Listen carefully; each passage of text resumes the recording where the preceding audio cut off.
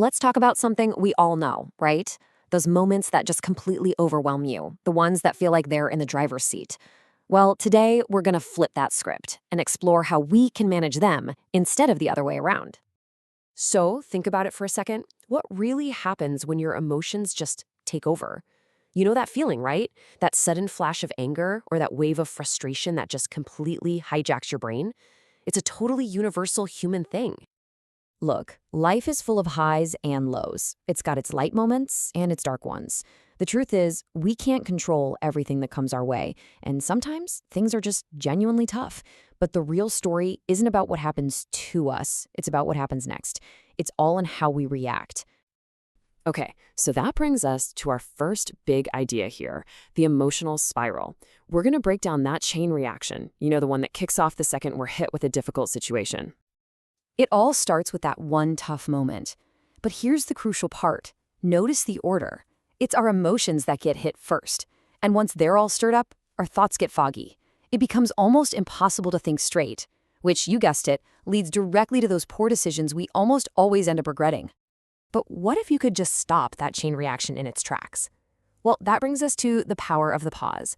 It's an incredibly simple choice that can lead to a profoundly better response. The solution here is, well, it's surprisingly simple. Just pause. Seriously, take a deep breath. Give your emotions the space they need to just settle down. This isn't about ignoring them or pushing them away. It's about not letting them grab the steering wheel. And this is where you can really see the difference one tiny pause can make. You shift from a reactive mind, where your emotions are calling all the shots, to a responsive mind. And in that responsive state, your thoughts are calm, you actually see reality for what it is, and suddenly you're empowered to make a wise choice. Ultimately, the whole goal of hitting pause is to get to what we call a calm mind. And hey, this isn't about being an emotionless robot. Not at all. It's about getting to a place where you can see things clearly as they truly are, and then respond in a way that actually serves you best.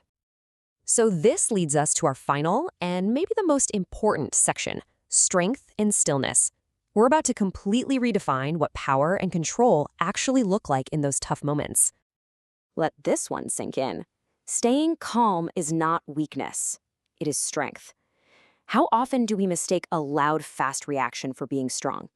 But think about it. The real strength is having the discipline to stay centered when everything around you is pure chaos. And that's because this is an active choice. It is not a passive thing. When you intentionally choose a peaceful, calm response instead of that knee-jerk reaction, you are actively choosing your own power. You are literally taking control back from whatever happened.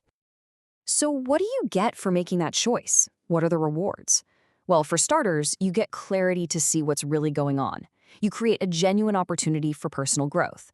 And you start to build this deep, unshakable inner power. So if there is just one thing you remember from all of this, let it be this. You can't always control the event. Life is absolutely going to throw curveballs at you.